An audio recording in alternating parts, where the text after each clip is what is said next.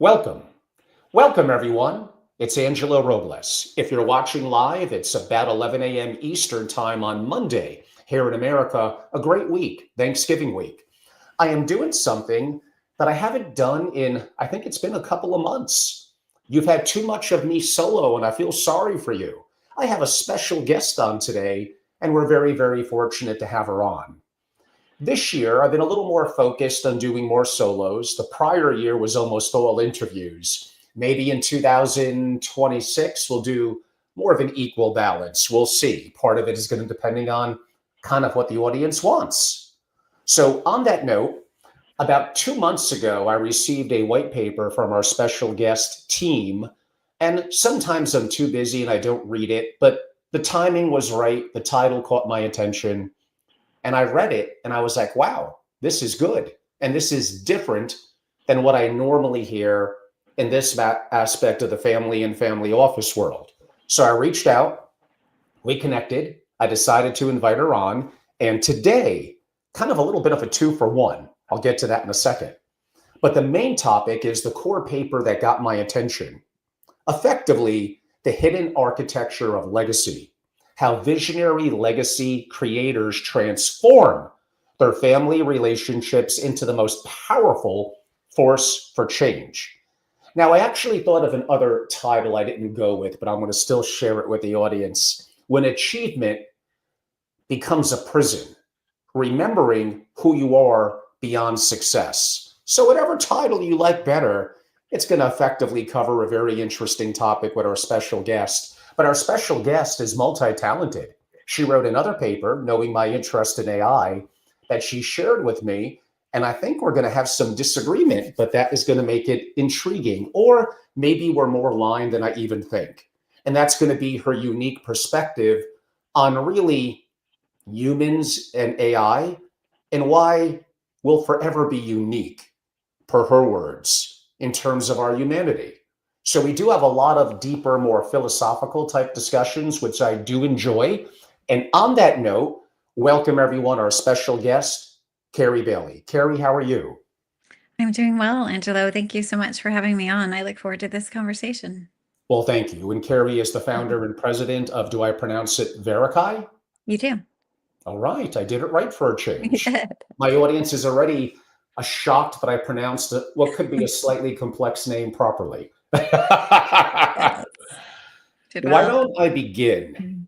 You write about leaders who achieved what others, sometimes I could argue, only dream of, yet they feel a profound spiritual dissonance. Mhm. What do you mean by that? Mm. This feeling that something is missing. For most of my clients, they've achieved a level of success and accomplishment, and in some cases, fame that they thought would make them happy, and there's this moment for each of them where they get to the point that they thought that everything that they were searching for and working towards, they had arrived at, and they realized that there was still something there that didn't actually make them happy. Something felt missing. And so it's a search for deeper meaning and purpose for a lot of them, and a recognition of identity level discovery of who am I really, why am I here, and how can I use the gifts that I have in my position of influence and my resources to make a big difference in the world. Is there commonly a moment when people of success like that realize that achievement alone isn't enough? Of course. And not to get right into it, and now I'm going to mention a name that's going to be very bifurcating for people. God, I'm such a lovable character. I'm going to mention someone like an Elon Musk, Mhm. arguably the world's greatest living entrepreneur. Yep. Again, arguably the most successful, if you define it by finances, person on earth. Yet Mhm. someone who lives what some would say is a little bit of a non-traditional lifestyle. Mhm. Uh, and I've heard him in interviews say that, like, happy, like, no, like, not really. Like, I Mhm. almost heard him basically state that he almost looks forward to the day that he's kind of like no longer here, that there's Mhm. a burden. How, but he does, I think, so many great inventions and pushing forward Mm, in society. You look at someone like that, you probably look at more of a tortured soul. Am I mm, wrong? And it's not that Elon, and forget the political perspective, is good or bad, but mm, is that someone who has happiness in his life? And how do we define that for him? mm. Right. And I don't think you can define that for anyone. I think that's for them to define. But I think he has even publicly stated, I saw an interview with him where someone was saying that they wanted to be just like him. And his response was that if you really knew what it was like for him, you wouldn't want that. And, relationally also, I think that he's shared about the loneliness that he feels. And he has multiple failed relationships that I think leaves you always looking for that deeper connection. So Elon Musk is a perfect example of someone that the world looks to as a success, someone to model things after. However, I do see him as kind of a tortured soul, someone who has internal unrest and is still searching for deep meaning, a sense of true identity, and that I think that I think he's definitely using his position of influence and resources for good. I actually believe, though, that he is perfectly ripened for his next evolution, which will actually give him greater access to the insight and creativity and innovation that he seeks, and also the capacity to create lasting relationships of meaning and value and connection. You used a term called failed relationships. Is Yeah. that his words that he's admitting to, or you're putting your paradigm into his world and making that assumption or throwing that force on him, a failed relationship? I would say it's what he's identified in his relationships that haven't worked. That it seemed like there was great hope in each of them. And then, sadly, they dissolved. So it's the dissolving of those key relationships that are meaningful to us. And I've seen interviews with him where he lamented about the connection with his children, which I think he deeply values it from what he has said. And some of those are fractured relationships. The term spiritual fragmentation is central to your work and Mhm. different than what I normally hear people talk about from a business and psychology language in the world of wealth and the family office community. Can you Mhm. walk us through what actually happens? Maybe it's a childhood moment Mhm. when we fragment, and why most people never realize that this inherently becomes part of their operating system. Yes. And this is something that I discovered in my own journey of figuring out what was happening for me because I came from, like Elon, I had a very difficult childhood. And so this was in searching for answers, something that I discovered with myself and then all of my clients. So it's a moment for each of us. It's different. I believe we actually each fragment. And so there's a level, just like we all have cognitive biases, I believe this is a common human experience that we don't recognize. And so it begins in a moment that some of us would identify as traumatic, but for others, it's just seemingly ordinary. But it's a moment of often relational pain that causes us to feel not good enough, or unworthy, or unlovable, or broken in some way. And we then begin to see ourselves from this lens of human judgment. And we look at ourselves as these, with a critical lens rather than understanding who we really are and our inherent worth and value. And then we also begin to see other people through that same lens. And then we learn how to distrust ourselves and other people. It's a moment that we go into an automatic meaning making of, oh, this happened because I must be this. And we begin to build a worldview of that's really operating on the frequency of fear, of lack of safety, lack of trust. And then we have instant coping mechanisms and defense mechanisms that we create in the moment to help us survive. And so actually this ties to what we were talking about. The most successful people in the world often had intense childhood moments that caused them to fragment, and they used it as fuel to create, and to, propel them into a level of success that many don't ever achieve. But there's this underlying fragmentation, which is the searching for something else, because we end up looking externally for validation or identity or purpose or belonging or love, instead of recognizing that all of those are inherently within us. You talk about helping people reconnect with their divine identity I do. as kind of a beloved intelligence Mhm. and inherent worth, I guess I would define it as. For listeners, and some I think would be maybe a little bit skeptical Mhm. of spiritual language or Yeah. come from different faith traditions, how do you help someone access this concept in a way that's perhaps real for them? Mhm. Well, it is all about never taking on language or something from someone else that doesn't feel true to you.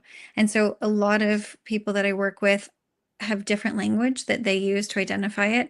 And what we're talking about from a holistic perspective in what it means to be human, we understand socially, I guess, that we have mind, body, spirit.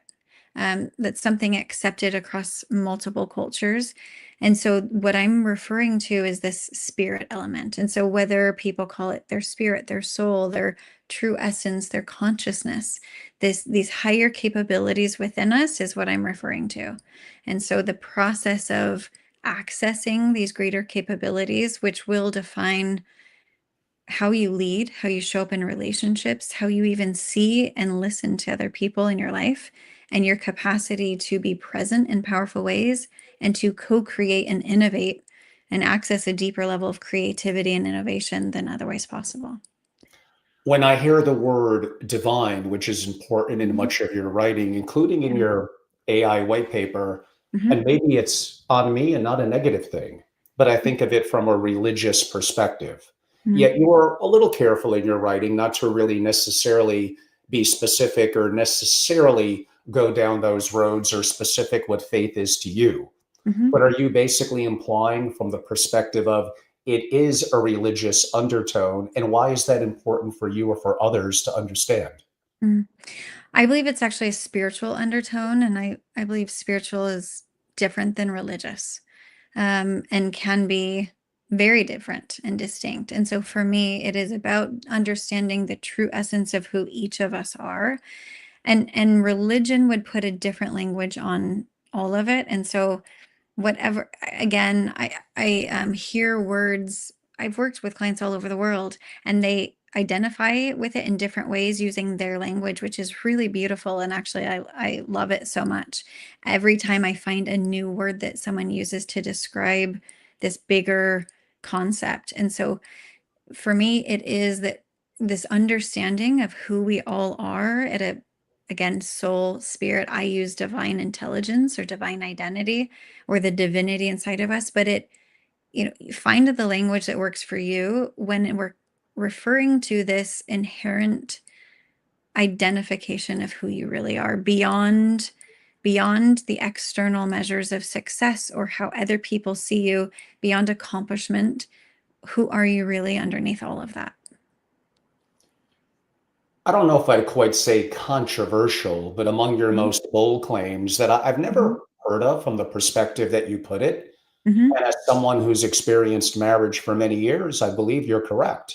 Your Mm. comment is you make the bold claim that someone's marriage is the most accurate predictor of their leadership capacity. Why do you say that, knowing that there are some people that may be off put by your comment? Yeah, I realize that it is the most confronting mirror we have to what's happening within us.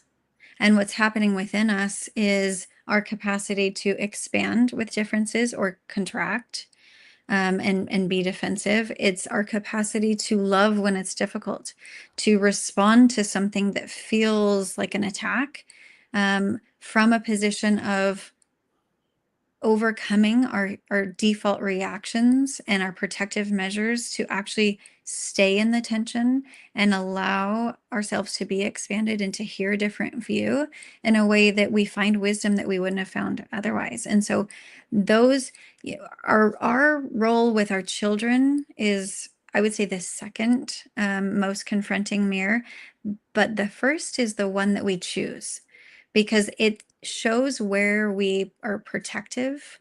And those protective defense mechanisms are what actually sabotage our capacity to innovate and to co-create and to receive inspiration, and partner inspiration with information and intelligence. And so that's why I believe that our romantic relationship, and I would say marriage, because that's a different level of commitment, our marriage is the most confronting and the most direct access to a remembrance of who we are and accessing greater capabilities.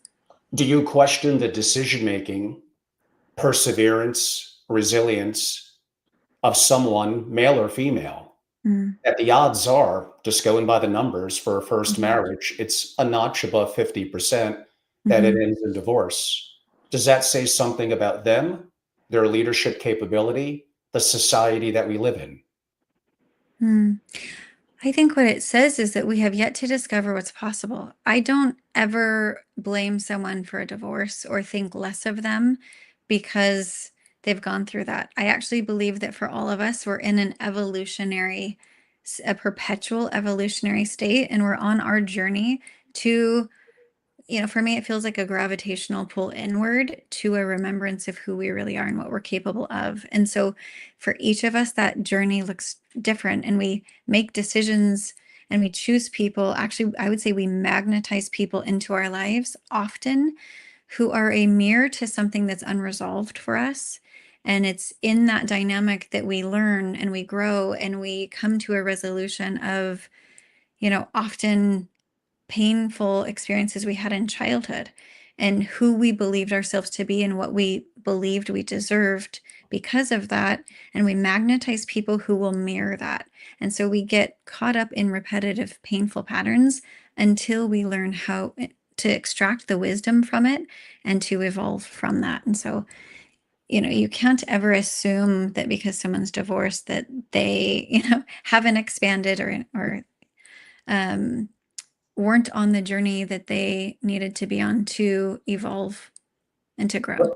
But if you say that, yet the most Mhm. accurate predictor of their leadership capacity is Mhm. effectively their marriage. And I went through, it's not all going to be a bed of roses. There'll Right. need to be a level of curiosity, of interest, of Mhm. listening, of Mhm. leadership, and Yeah. of resilience. But you somewhat discount it a little bit with your latter comment, if you don't mind, if you could give some clarity. Yeah. And thank you for that. Because what I believe is possible is what we have yet to discover. And with that, when we learn how to use our marriage to, my husband is my perfect opposite, and we've been married for 24 years. And his chosen career is this elite level special operator. And so we have lived a pressure cooker marriage, and it has brought me to my knees multiple times. It has caused me to turn inward and discover who I am and what I was searching for externally and what I need to find first within myself and how to expand with differences, how to be able to co-create with someone who has a completely different view. And so marriage is a pressure cooker, and it ultimately, when we use that to turn inwards and to connect to greater capabilities within us, and we have a certain level of perseverance, and we enter into marriage not from what the other person can do for us, but we enter into it recognizing that we have to fulfill ourselves from within, and we come into a marriage to pour into another individual and to be expanded. And so when we have those capabilities, then to use marriage as this refiner's fire, then marriage definitely will be the predictor of our leadership capacity. What I do find, and often, too often, I would say, in marriage is that we find where people enter into marriage for what they can get, or I'll be happy with you when you fill, these requirements or when you fit this box. And so, yeah, you do identify when people, I would say, lack the commitment to allowing the tension in the relationship and the stretching and expanding capacity of it to do just that, to expand you, for you to learn and to grow and to come together through difficult moments and come out of that even stronger together. But that takes both people being willing to go through this. And that's why you can't just predict, the disillusion of a marriage on one person. It's both people need to be able to be willing to do that. But I would say it starts with one. It starts with one person willing to do that to completely transform the relationship. And so those are the people who I believe have the leadership capability and have been prepared for this moment. The people who have, where it's the hardest, if you can do it at home, you can do it anywhere. And where it's the hardest, the people who use that challenge as an opportunity to discover really what is possible and emerge from that with clarity and conviction and commitment and a capacity to hold emotional tension and pressure and be refined by it. I do believe those are the leaders that the world is searching for.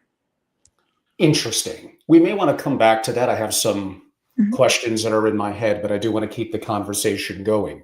Okay. You also talk about the protection and presence pattern. You Mhm. describe moments where kind of something else kind of takes over. We often hear, quote unquote, ourselves defending, withdrawing, becoming critical, even as our heart aches to connect.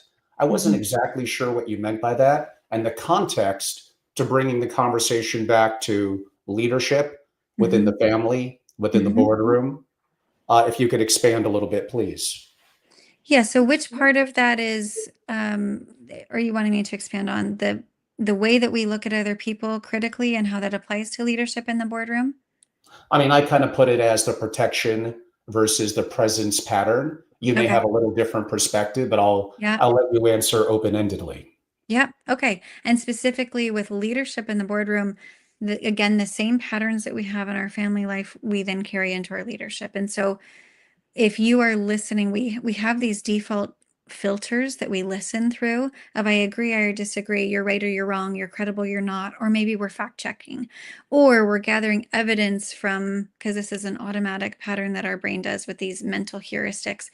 We have evidence of how they have behaved in the past and we project it onto the current. And so in a leadership position, when or in a boardroom, when you are sitting across from another human being, you are overlaying all of those tendencies and those patterns on the conversation. And so you're not actually present to hear. It's like when you go to a movie or read a book, you don't go in, most of us don't go in with a idea of how it should play out or what's going to happen, or we go in with this allowing the movie or the book to paint the picture. And so, in our leadership and in a boardroom, when we come in with these default patterns, it blocks our capacity to truly hear what another person is saying and to even hear beyond their words to the intention, and to understand that it always goes deeper. It goes from a superficial into a like wisdom from their soul that's beyond what their mental capacities are. And that's kind of that a ladder of what I call emotional intimacy.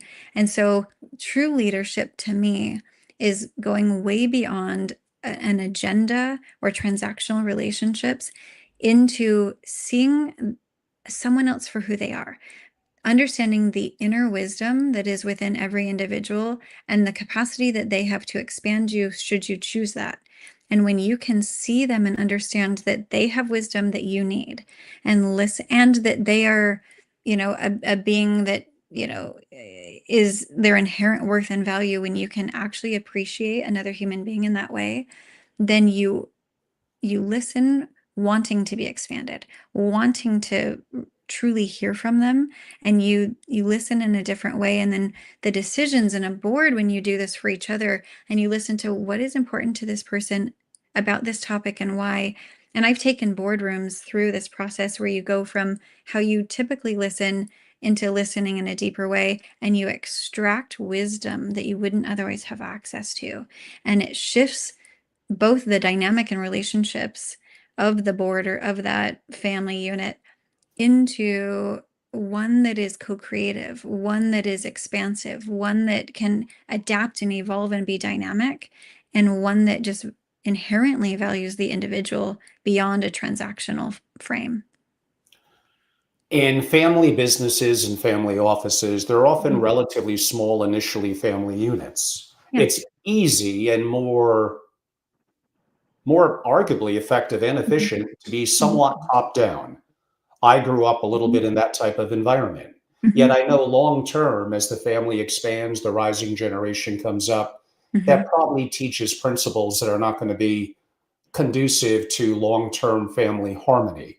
How Mhm. do I maybe transition from top down leadership Mhm. where there's an odd number of decision makers and it's less than three to a Mhm. little bit more inclusive decision making and it's more bottoms up? Yet again, sometimes that sounds good in theory. I don't Mhm. know if that's always worked perfectly in reality. Mhm. I agree with you. I think that can be difficult. I actually believe it's both. It's the top down and the inclusive nature. And when I say top down, I actually believe that those at the top, so to speak, have the responsibility to master the capacity to seek out different perspectives and to allow themselves to be expanded by that. Because often when we're talking about family offices and families, inherently the founder has a vision and has wisdom and has built what they've built holding this vision, and sometimes the family truly understands the vision and sometimes they only understand aspects of it. And so it's important to be able to extract the wisdom from that vision and to really understand the intent behind the that vision and how it's manifested into the business that it has. And for that business and family, I would say, because they're intertwined, to be able to successfully last for from one generation to the next, the founder needs to have a capacity to listen to the rising generation in a way that they let go of it having to continue to be exactly this, and they allow family members to have a voice, because everyone has a unique contribution. Everyone sees something a little bit differently. And so when you can listen from the space of allowing expansion and encouraging diversity of thought and being present in a way that actually creates and fuels innovation in a deeper way rather than having to protect your vision, when we move from protection to expansion, it shifts a family dynamic into one that can evolve and one that can expand and one that can actually become stronger and fortified for the next generation, because each generation carries with it wisdom from that generation. And so when a family business can adapt and evolve to meet the challenges of our times because of this new fresh perspective and insight, then there's nothing the family can't evolve through. I like to call this, because in reading what you wrote, kind of the children are watching. You Mm, emphasize that children are forming their understanding to some degree of their own worth through mm, effectively, no surprise, what they witness. For mhm. parents listening who are realizing that they may have been passing down conditional patterns, love patterns, what would Mhm, you recommend to them in terms of instilling a sense of empathy, but mhm, also strength and leadership? mhm. Well, we all do this, I would say. All of us are do the best we can with the information that we have. And parenting, so I have 3 children and they're all teenagers, and I would say I learned through trial and error, and I continue to evolve as parents, and I hope that we are all on that evolutionary journey of being better parents, every day, and my children teach me so much, and so I would say, I think parenting is one of the hardest things that we do, and it has the greatest value. It is like where our greatest ROI is. And so our capacity to identify our default reactions and the impact that it has on our children is essential. Because at the end of the day, our legacy isn't just something that we pass on through our wealth and our assets. It's a living, it's a living and breathing legacy that is transmitted through our interactions with our children.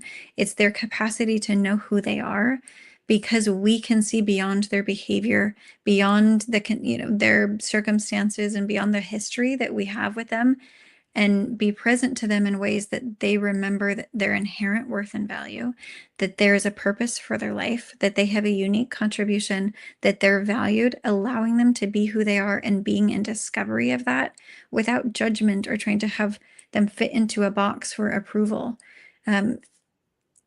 Because our family is a sacred unit, and it either can be something that's rigid and here's the rules and you have to fit into this to fit into our family and to belong and to be accepted, or it can be something entirely different. It can serve as a catalyst for the evolution of every family member, and something where, as they are discovering who they really are and why they're here and what they're capable of and their unique gifts and interests, it fuels the family, and it actually then spurs innovation. And for me, the family is more important than the business, and the family is what will catapult the business. The family unit, when we focus on that, is not only the thing that on our deathbeds we'll care most about, it is the nucleus for the business and for the longevity of the wealth and the assets and all of that moving forward. And then the impact that we have on our children is what ripples for generations.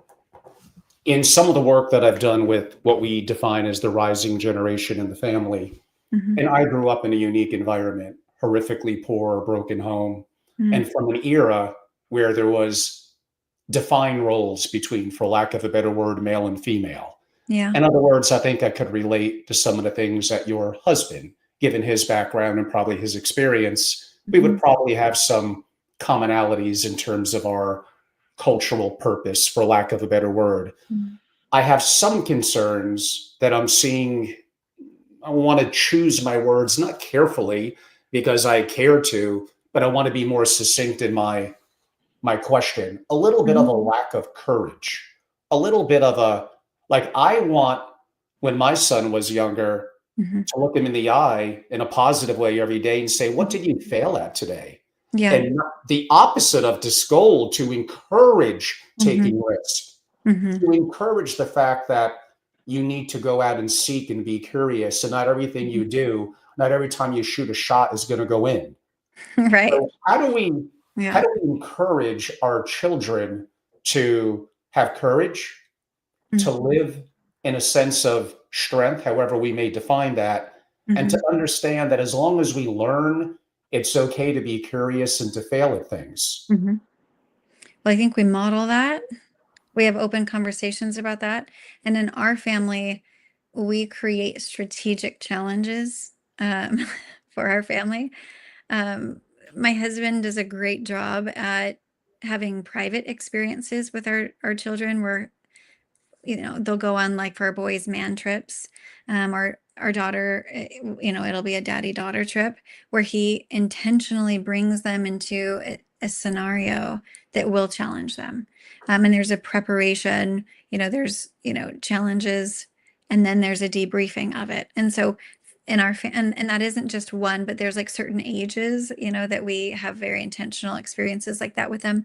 And as a family culture, we lean into challenge and transition, and just, I think life has different unique opportunities to, like when you don't make the team, or you realize that you failed at something, or for us, we actually lean into those moments. My son was just writing his college papers, and he was talking about, so my family does jujitsu. And in one of his essays, what he chose to speak on is a moment where he got completely destroyed in a world jiu-jitsu tournament. And he just left the mat feeling completely ashamed and embarrassed and didn't want to look his dad in the eye because he attached his identity to that. And my husband did an incredible job at having him realize that it isn't about whether you get knocked down, but it's about who you know yourself to be and how you get up from that and how you move forward. And so then my son just spent a year really just challenging himself in every way possible and learning and growing, and then went to that same world tournament a year later and won gold. And even in that winning gold, Wow. he no longer identified though with like, oh, now I'm a winner. Winning gold didn't have an impact on him as far as his identity. It was knowing who he is and knowing that he can do difficult things and rise with challenges and not let so-called like wins or success or failure to identify and define him. And so that to me is part of kind of our family culture, is again knowing who you are and what you're capable of and seeing everything as a growth opportunity. Maybe let's give a little bit of a practical example. Hmm. Uh, Imagine at the dinner table with spouse and children, Hmm. and different perspectives emerge about a significant decision. So Yeah. I'm assuming it's not top down, where one person is effectively solely making the decision. Hmm. Although there are times that may Hmm. be the better approach, and it's definitely Hmm. the easier approach, but that doesn't always necessarily mean it's better. I Hmm. am someone, probably strong opinions, but loosely held. I Hmm. actually enjoy debates and somewhat Hmm. confrontation. I know that's probably more uncommon than Hmm. for most people. And Hmm. yes, that does sometimes cause issues and problems at my own dinner table. How do you, going back to effectively leadership and success, Hmm. because for you, that probably is going to be a correlation at the family to within the business, whether it's a Hmm. family business or family office. Hmm. So, how do you look at those discussions? Do they turn into yelling and debate? Is Hmm. it one person or multiple that's making a decision? Does the Hmm. person who simply makes the most money have the most Hmm. power? Hmm. Well, we're actually going through this right now as a family, and this is a common thing for us. I'll just speak to us rather than speaking about my clients' experiences. Um, but it's the same principle. So, number one, I don't believe that money should be used as a power manipulator. Um, because when you really value the insight of every member of the family and are seeking to unify your family and make decisions as a unit, then removing that as a power play, I feel like is the healthiest experience for everyone. And with that said, for like right now, we're looking at, do we want to relocate? Do we want to take on different opportunities? And what does that look like? And so um, I believe first coming together as a husband and wife, when there is a husband and wife, and having open dialogue and open conversations and valuing each other's input as equals. And when you come together, and it doesn't mean that groupthink, it doesn't mean we have to have the same idea. Actually, it's great when you don't, because there's wisdom and a differing view that will expand you and expand your view of the situation and the decision to be made. And so, a lot of people tend to focus on where do we just agree. And I actually think that that's a shame and you're missing out on expansion. And so when you can really have honest and open and transparent conversations and lean into the differences of opinion and see what is the wisdom here that's important for this decision, and extract all of the wisdom and then come together like, this board example. Um, then from a husband and wife being unified together, then bringing the children in and sharing with them as a unified unit, parental unit, the decision to be made, where we feel like we are, different pros and cons with each, and then opening up the discussion for the children to each have a voice. And again, I see this often in transitions in family business. So, it's the same framework, but when you can come together and hear each perspective, there's wisdom in every perspective. And then when you can extract that, because what you're looking for is a shift from one genius into collective wisdom. because I think the complexity of our times necessitate this greater capacity to move from this is what I think and I'm in my zone of genius and so this is what we're going to do, to a capacity to gather collective insight and wisdom and lean into people who have a different opinion and be able to find the wisdom and have the expansion and then bring that together and make a decision from a unified space, because that's how you bring everyone in alignment and in harmony and unity with If I may, whatever it is. Yeah, if I may push back a little bit, please. uh, of course, in what I would define as God's eyes, we're all equal. We're all Hmm. incredible. And Hmm. there's more skill set than simply IQ and raw intelligence. Yeah. There's emotional intelligence, the capacity to love. Hmm. But in important decisions like you may be talking about, Hmm. simply one person may be gifted and has advantages in their IQ. Yeah. Henceforth, their inherent capability to process information and make Hmm. decisions perhaps means it should not be watered down by others. That doesn't mean they shouldn't be questioned, Hmm. that we need to be curious, that we need to take the opposite perspective to maybe bring the best out of them. But Hmm. maybe collective wisdom is, I don't know if I'm on board with it. And I know I Hmm. sound a little archaic and old fashioned, but there are some Hmm. people that are inherently very gifted, and Hmm. maybe giving those decisions to them, even inside a family, for the Hmm. big picture decisions Hmm. helps it be smoother and easier in the process going along. I understand that. I do. I think the frame of watering down your unique gift of being able to make decisions, um, if it seemed that way, then certainly that would, provide a difficult situation with hearing the perspectives. I don't actually believe that it's watering it down. I believe it's expanding it. And so I'm a quick decision maker.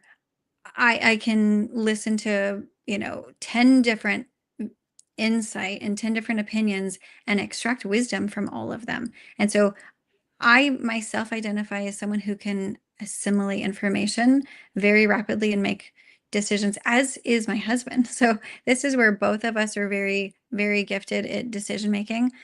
However, when because we're very comfortable about our capacity to make informed decisions and wise decisions, if we see other people's perspective as watering down our genius, then we close off to insight that we might not have access to otherwise. And even our younger children bring value to that conversation and something for us to consider. And it's part of, I believe, our capacity to unify a family unit, which is also our capacity to unify a board or, within our sphere of influence, whatever organization that we're leading. And so I believe it's an essential skill set, because you can have the founder with his vision or his or her vision who understands that not everyone sees the vision, right? But they represent a piece of that pie or that, the collective that provides an something to consider, something to expand if you choose it. And I just believe it's beyond even just the decision that's made in the moment. It's the skill set and the capacity to be expanded instead of feeling like you're being watered down. Does a family need to decide what is their purpose? As a family unit, Yes.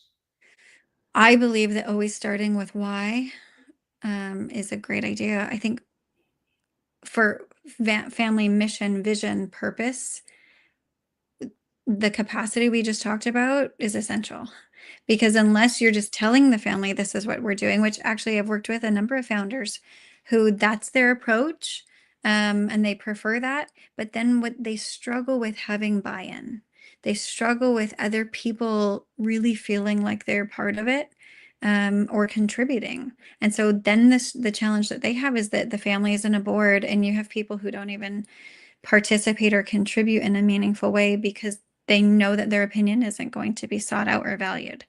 And so you're then kind of leading from the front and hoping everyone else will participate and get on board rather than unifying towards a shared vision and leading together and activating, because we have to remember that everyone has unique gifts. And so when you can activate people's true source of creativity and innovation and insight and wisdom, that's when you actually, the collective wisdom fuels something that's way better than what one person can create. You're big in your writing in our conversations, and I kind of promised I would somewhat come back to this Mhm. relative to a family. We each may Mhm. define that differently. Yeah. But this is going to be a bond of, let's go with the word marriage in whatever Mhm. form it may be, Mhm. and likely quote unquote children. Mhm. Yet that has dissipated often in Western countries, actually, about the time that I was born, Mhm. 1965. Some Mhm. would argue that happens to be, I believe, the year of the pill. Some would argue mutual access to education. Mhm. In other words, women having greater access to education has historically been correlated with lower rates of marriage. It's Mhm. just the math. Mhm. How do you look at a world moving forward, a world Mhm. changing rapidly? Will transition to AI in probably 5 or 10 more minutes. Mhm. But the institution of marriage, of coming together, we Mhm. both know a lot of young people now, it seems to be maybe a little more so men are disenfranchised, Mhm. challenged. Mhm. Uh, I see it in the youth that I speak to in universities and Mhm. within families. Mhm. So I'm throwing a very open ended question. Some would Mhm. say a little politically charged. Mhm. But why don't I learn from you and let you run with it? And we'll see where we go from there. Mm. Yeah, I see this across the board, actually, between women and men, and some who have come out of divorces and just have had such a negative experience that they don't want to get married again. Um, or, the younger generation who doesn't want to be tied down, so to speak. Mm, However, and there's an interesting thing, especially when we, because that I have a spiritual background and that's something that's important to me. Even in a spiritual context, I've worked with founders who have hired spiritual guides, who will tell them that no, marriage isn't, it's kind of an outdated concept. And actually, you'll achieve a higher level of consciousness if you are open spiritually and you have more than one partner. And, because there's a phrase that they use when they use this argument, and I can't remember it right now. But essentially, it's the path to enlightenment is not through monogamous marriage, essentially. And I have found that that can't be further from the truth. Because what we talked about with the marriage being a confronting mirror, and that commitment that you make to another human being. I mean, when you go to a wedding, there is this palpable experience that you have. It's why a lot of people cry at weddings, because you know that you're in the presence of something sacred, and that's that commitment that you're making to another human being. That through the good and the bad, you were there for each other, and you will figure it out. And marriage is a sacred union. And it is and will always be the deepest portal to your highest level of operational capacity, intelligence, remembrance of who you are, access to higher capabilities. Um, Marriage is something that when we commit to someone in that way, and when we learn how to expand through our differences and co-create together from inspired spaces, nothing like marriage will have you learn and grow and expand, and learn the art of co-creation and all of these things more than anything else. And so, and you can't ever convince me otherwise, because I've worked with people in this specifically with their romantic relationships, and their family relationships, but focused on romantic relationships all over the world in lots of different cultures. And it remains the most pivotal relationship that you can have for your leadership capacity, for your again, discovering who you are and what you're capable of, and then what's possible in family relationships. If you're not, yeah, I feel it's a disservice to not highlight how incredible a marriage can be. And I feel for everyone who has had such like horrible experiences with marriage. And I would just say to you, if you're listening and that's you, the pain that we feel in that when we come out of something like that is the gap between what we know is possible and what we've experienced. And I would just encourage you to discover your capacity to bring that wisdom that you know of what's possible into the world. And I work with people all the time who have come out of really difficult situations and painful divorces, and they have committed to birthing into the world like that understanding of what's possible that's within them. And I think that we all have this vision of what's possible that at some point we decide it's not possible anymore. And that's a shame because it's a gift to the world. And when we model that for our children, I believe it's one of the greatest gifts we can give them. Bringing a little bit of biology into the discussion, mating, not survival, I could argue is the name of the game. Traditionally, we could argue through religious institutions going back multiple hundreds of years, Mhm. the institution of marriage, for a variety of reasons, serves quote unquote many purposes. Mhm. For, again, a variety of reasons that we probably don't have the time to get into. But that opportunity, creating unity, creating a family, creating Mhm. quote unquote children, and going Mhm. back to my biological mating, not even survival is the name of the game. Just Mhm. imagine 500, 600 years ago, even sooner, but we'll go with that. No antibiotics. Mhm. Uh, Women given childbirth, what was Mhm. it? Had maybe a 20 or 30% chance of death. Mhm. It still did it. Mhm. And that goes back to a little bit of a biological imperative. I don't exactly know what my question is. I'm Mhm. broadly agreeing with your last comment and trying to Mhm. add a little bit of biology to it. But Yeah. maybe I will push back a little bit Mhm. from one perspective. You Mhm. almost implied, I may be putting words in your mouth, Mhm. that it simply is the male decision in terms of committing and moving forward. Honestly, a lot of younger men I talk to feel they don't even have the opportunity to be in a position to get married, let alone Mhm. the fact that they may think the legal system's against them and all that. We could save that discussion for a different time. Mhm. In other words, it's getting harder and harder for men to stand out. And I Mhm. could argue that's very well on them. But in terms of your experiences, if marriage and the unity and mating is more important than survival, populations are declining in most parts of the world. Mhm. How do you have any answers to this and family unity, continuity, Mhm. and generations continuing in the family when that appears to be somewhat disintegrating? Mm. Well, and can you reference what did you feel like I implied that men are responsible for? Well, I think there's more men than you would think that would actually Mhm. want to commit and settle down. You look at Mhm. most billionaires, they got married relatively young. They had Yeah. children relatively young.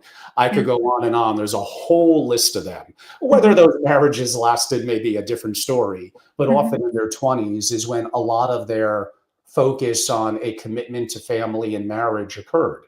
But Yeah. I think it's getting harder and harder for men to feel confident to be in a position to make a long-term commitment to marriage. Honestly, a lot of them can't even get a date, let Mm. alone entering into a unity of marriage. Now, we could get down Mhm. the road of Mhm. smoking weed in the young generation, video games. Mm. There's a variety of different factors, the lessening Mhm. of testosterone due to a variety of different factors, Mhm. making it more and more difficult for especially younger men to find their Mhm. purpose and to stand out. Yeah. Uh, I don't know if that's something, rather honestly, Mhm. that you're going to be able to relate to. It's something that I would understand from the conversations that I have with a lot Mhm. of younger people. Mhm. Yeah, and actually what's interesting, hearing you say that is I of course hear the other way around. I hear that there's so many women who are having that same struggle. And so I guess universally Um, Universally, I guess it's a struggle, right? Um, that's something down the road that I actually am super interested in helping support this, not only the preparation to make your marriage successful and be able to truly last, and what that process looks like, not just planning for the wedding, but preparing for the marriage. Um, and helping people find each other, I guess. I know there's a lot of incredible matchmakers that can help support that process. Um, but I'm going to disagree with you a little are bit. they not? Yeah, Men, I'm going to highly recommend, please yeah. never use a matchmaker. But pardon my interruption. No, Continue. it's okay. My brother-in-law was just very successful in doing that. He found my sister. So, Okay, you have one example of where it worked out. okay. And again, that's not a space that I'm like in yet. So but I think I'll speak more to the role of marriage, because you said something about, it's for mating, and you talked about kind of the traditional reasons for marriage, um, and I would say there's so much more to that, um, because marriage can be a very transactional business type relationship, and that would be very unfortunate because when you have a transactional relationship, it's like having a life without music, or for you, maybe a life without football. Like it's something that just is like you're just going through the motions rather than really discovering what's possible. And so transcendent relationships is this capacity to overcome these like default patterns that cause division and disconnection, that really, because we're wired essentially to fail in relationships. Our human system is focused on self-preservation and operates from the frequency of fear. And unless we learn how to override that, which is why we need to remember who we are and discover our higher capabilities, is because it's the only way that we can actually create love that lasts. We can actually expand with differences and be present to people in ways that we see who they really are beyond this like human lens of judgment and criticism. And it's the only way that we can actually access greater capacity to co-create. Interesting. Mhm. Would like to one day come back to deeper discussions on that, but in Mhm. continuing and a little bit of a somewhat transition into Mhm. consciousness technology, which could bring in Yep. AI and Yep. divine identity. Boy, we're going to go down Mhm. some interesting roads. We probably only Mhm. have about 10 or 12 minutes, but let's give it a shot. Okay. If we're all divine intelligence fragments, is Mhm. reality itself a consciousness experiment? Now, where's the question? That might be a question, but if spiritual fragmentation isn't a bug, then effectively it's a feature. Why don't I let you run with effectively my open ended commentary slash question, and then we could take it from there? Mhm. Yeah. I mean, I think that we are spiritual beings, divine intelligences having a human experience, and that we are here to learn and grow. Um, and access our capacity to co-create, and our power to create. So, and for me, it isn't ever just about us. It's about the impact that we have. And so, I speak to like higher purpose, and I think we have all been reserved for this moment in time. Those of us alive now, I think people are placed in history in a very intentional way. And so for us, I believe that we've been reserved for this moment. And, when we talk about family relationships, there are God-given relationships. Our children are only like God-given relationships. And so those to me are sacred. And if you use a different word for God, substitute for you what works there, whether it's consciousness or love or source or universe. But those are, yeah. So to me, it is about remembering who we are and why we're here and what is our greatest impact on humanity, and how does that start at home? As AI becomes somewhat of our mirror, will it accelerate humanity's spiritual fragmentation or force us into remembrance? Well, that's a great question. And I hope it forces us into remembrance because as technology is evolving at a rapid pace, humanity gets to evolve as well. And for me, that evolution is about remembering because our divine, and this is the thing that, I imagine we're going into is what is the human brain capacity versus AI? And clearly, I think that we lose on that front because to your point of, what you said in the segments, it make, AI it's a machine. And so it's void of, the emotion or the bias and things like that. However, our divine intelligence, which each of us have, which is this wisdom beyond our cognition, beyond the human brain and all of the cognitive biases and heuristics that we have, and beyond the programmable nature of our brain, our divine intelligence is a wisdom that will always go beyond human intelligence. And so AI is a great tool to be used, but we have to look at who is the prompt creator, because if the prompt creator is our human level of consciousness, then our projects and output are always going to just be at that level because AI just replicates at the level of frequency you give it. And so if the prompt creator is our divine intelligence and we're accessing that greater wisdom, then again, what you get out of it and what you create from that space is entirely different. We're going to come back to a little bit of that part of it shortly, but continuing along the spiritual type theme and kind of colliding, I guess you could say, with AI, what happens when billions of people start having, it's already happening lightly, but their most intimate conversations with AI? And this relates a little bit to what I said earlier about the fragmentation of younger people, Yeah. male and female, and frustrations, and the fact that they're finding listening from quote unquote a machine, and it's getting better and smarter and likely tugging upon their emotions. Yes, 100%. So I actually have spoken at different private AI events with those who are creating technologies that they believe will revolutionize every industry. And I have met robots designed to be caregivers, for the elderly. I have also seen demonstrations of AI girlfriends and boyfriends.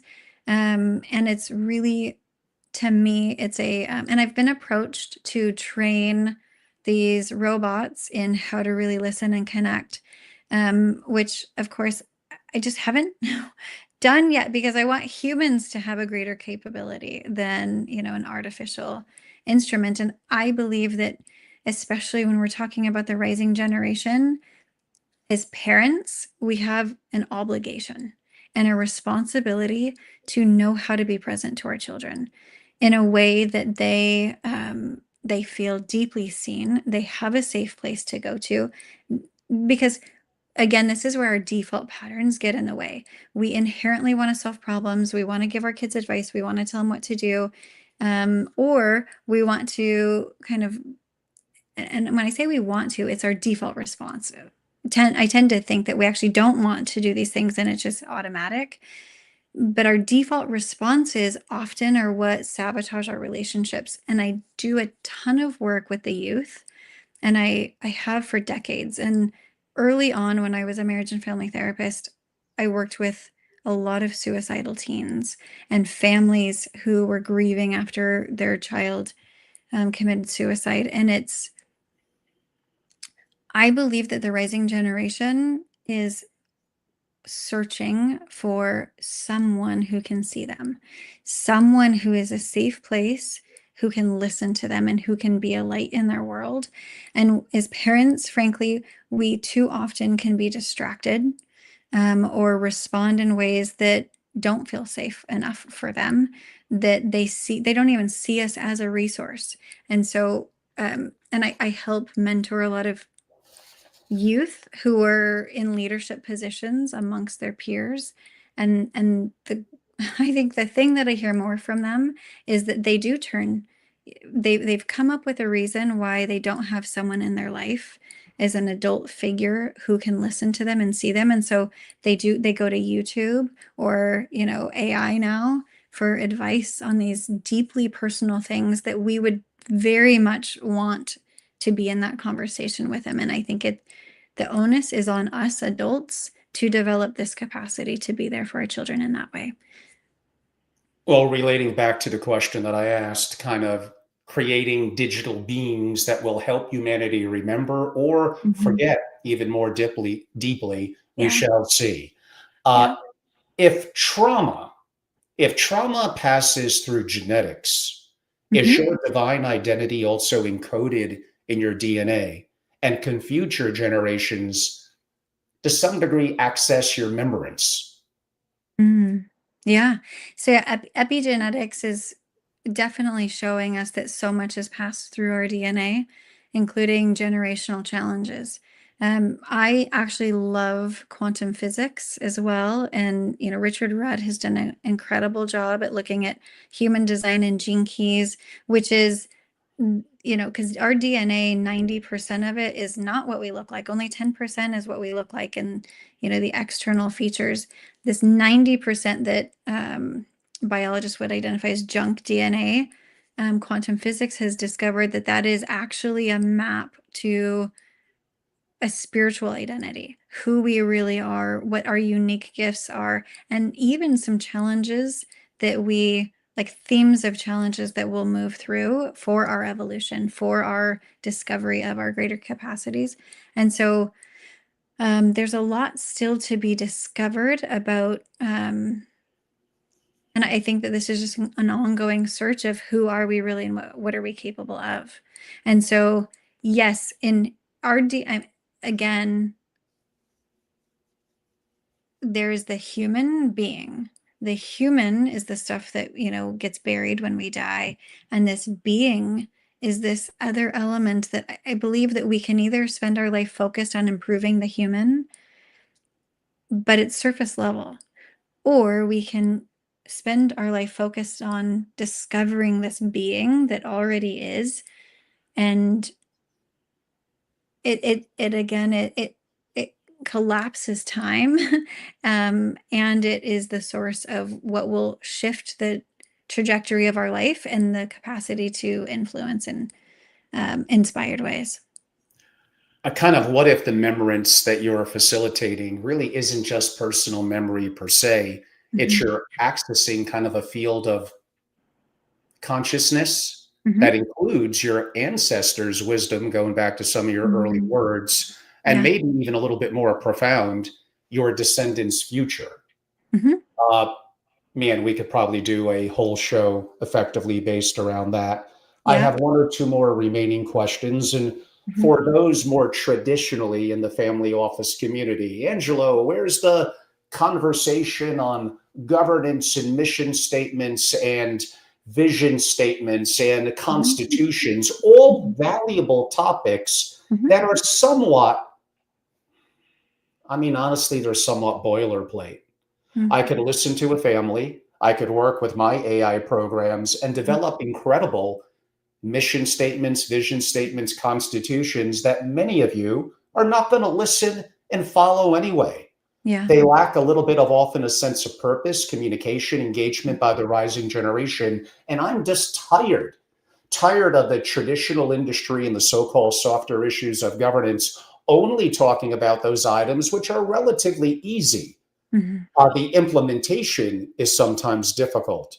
Mhm. Most so the conversation that we're having today is a unique, more deeper type of discussion around the Mhm. topics that some of you are a little stuck in a framework of tell me how to do a mission statement. Mhm. Like, sure, like I got programs that will come up upon that. Hopefully Mhm. not too many. It's kind of boring.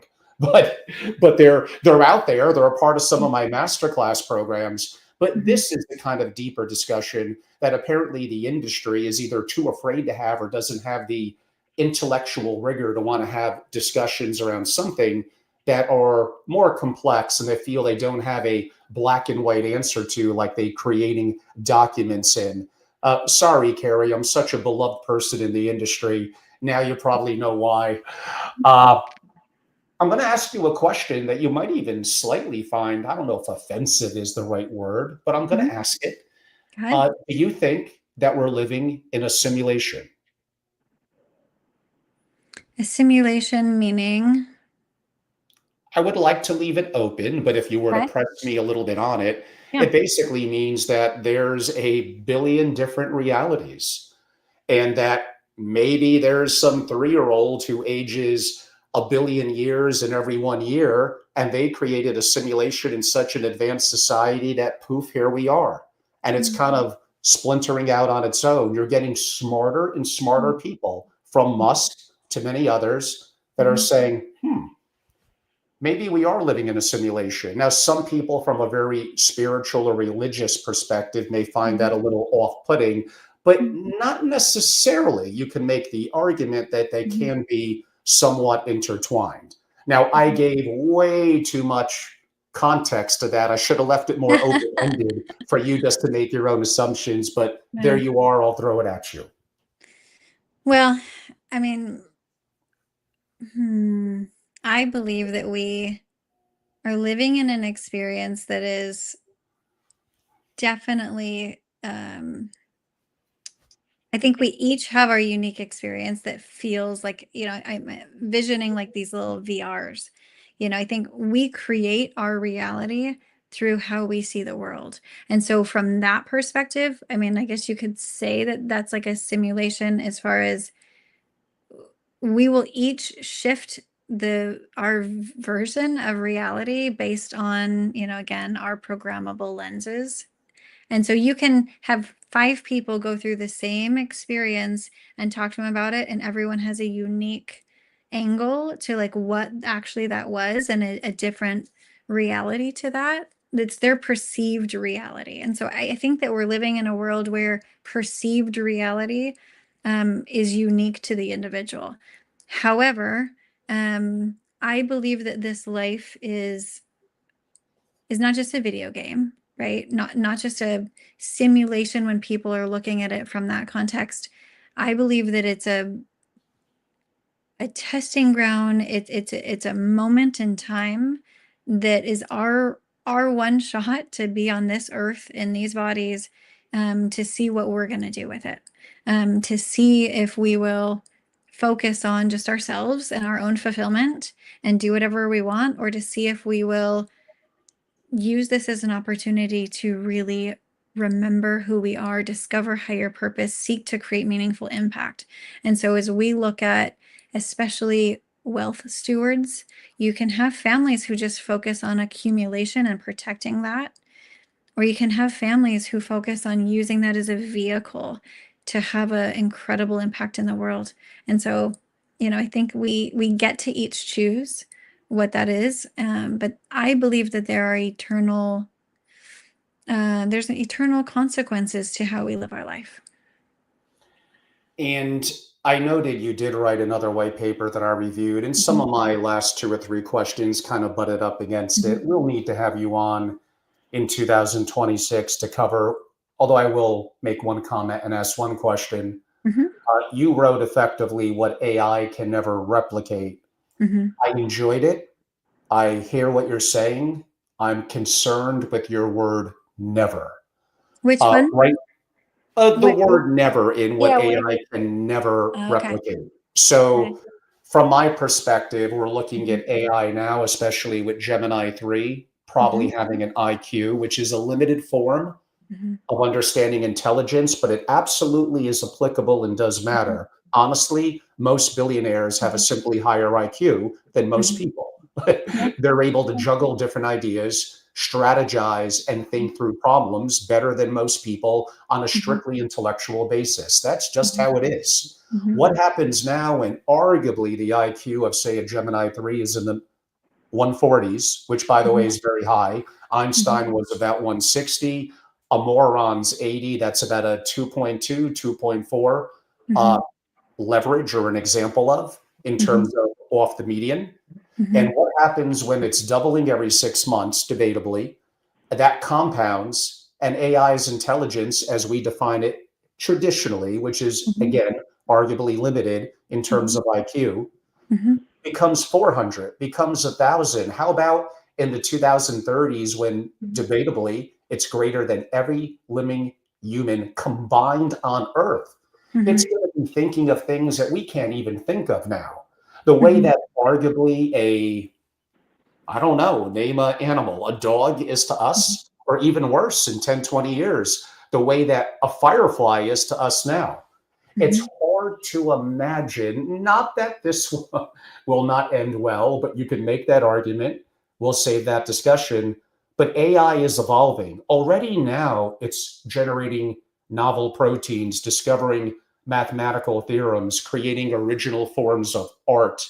Mhm. So I kind of want to believe in some of the things you're saying, but I just look at reality.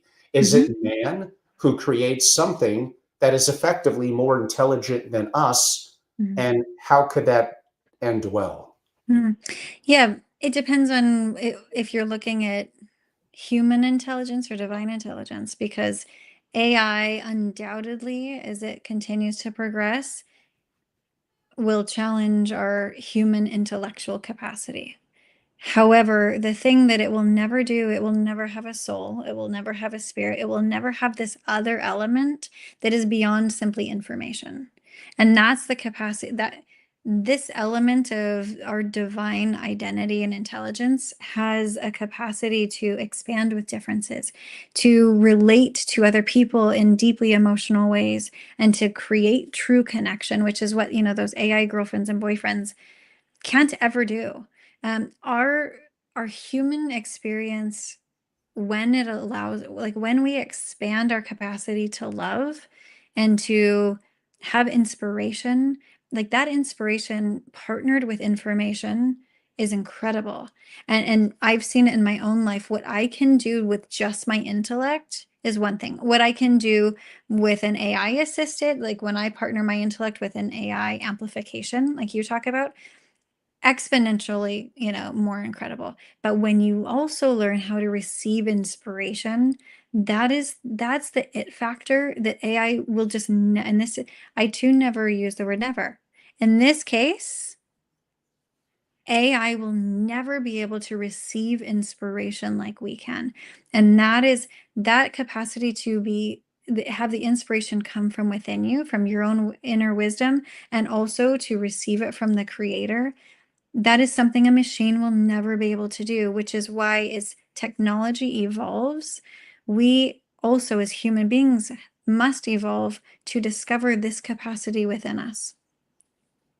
I hope you're right. I think you're likely wrong. The rise of artificial superintelligence, probably in the 2030s, and how we define consciousness Mhm. is something that we could debate in the upcoming years to come. Mhm. Maybe I'll end with, and I think pre the conversation, I noted how I think things could split off and get interesting in the coming years, whether that's 10 years, 20 Mhm. years, I don't know. Mhm. But I look at the Amish, and might we have a percentage of our population that maybe not quite as old fashioned as the Amish, maybe we go back to a more 1970s or 80s, that effectively refuse advanced technology and AI and look to live in certain communities that maybe we could argue a little bit more off the beaten path and rural Mhm. esque. And is there anything wrong with that? If anything, I find almost a charm to that. Not to say that that's something I would do or wouldn't do. I'm not sure. Mhm. But I do think it's going to get interesting. And Mhm. I'll give you the final word. Hmm. Well, I know we're recording this the week of Thanksgiving, and families are gathering together over the holidays.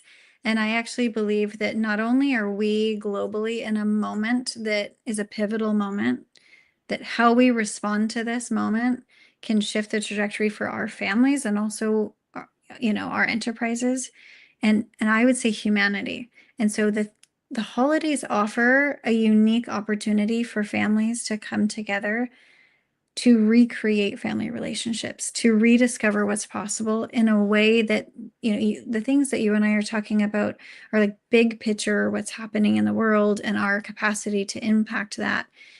And if we bring it back down to it starts at home within the family unit, the holidays, I've already heard from people who are, like, oh, I just got to get through the holidays.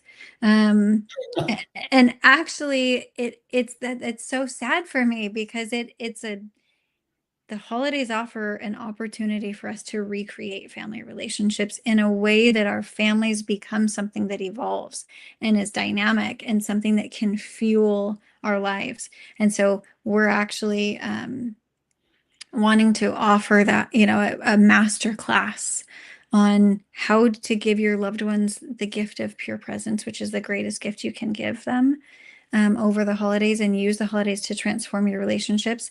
And this capacity, Angelo, that we're talking about, with all of your concerns about AI and the evolution of relationships and family enterprises, I believe that what we can discover in our family relationships will redefine what's possible in our leadership and what we can create amplified by AI. And Carie, for those that would have an interest in learning more about your work or possibly receiving some of the white papers that I referenced, how could they learn more? So my website is veracailegacy.com. I would say look me up on LinkedIn, and then Angelo, I'll give you access to a private invitation that you can put in your show notes for your audience. I actually already did. So those of you that are watching in LinkedIn, in Facebook, in X, or in one of my YouTube platforms, you should notice a link to actually, speaking of a masterclass that Carie is offering, and feel free to click on it, utilize it. Again, our guest today was Carie, spelled Carie, last name Bailey, Bailey, founder of a company that I did pronounce correctly called Veracai. But how is that spelled? Verak. AI. So I do encourage you to follow her on LinkedIn, to inquire that you heard her on my program. Her white papers are awesome, I promise. I do recommend, if possible, signing up to her masterclass. Perhaps a different conversation than you expected, but if you wanted the same old family governance and mission statement conversation, you did come to the wrong place. And I'll admit, I'm a little bit outside my bailiwick of geopolitics, macroeconomics, investing in AI, and really anything family office structuring perspective. Those are going to be my anchors and my strength. This is absolutely a part of it and not my strongest point, but I'm curious. Hopefully you enjoyed a little bit of a different type of dialogue.